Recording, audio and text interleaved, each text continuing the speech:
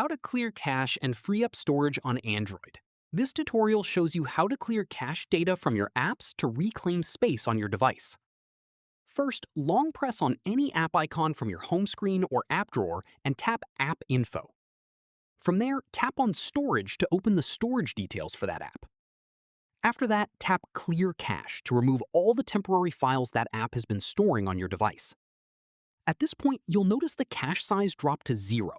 This frees up that space without affecting any of your personal data or app settings.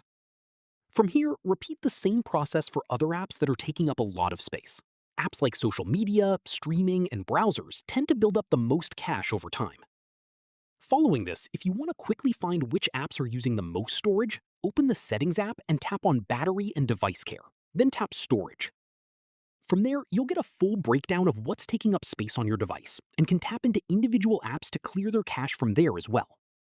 Finally, once you've cleared cache across your main apps, head back to the storage screen to see how much space you've freed up overall.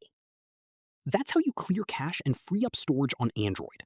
If this helped, drop a like, subscribe for more Android tutorials, and I'll catch you in the next one.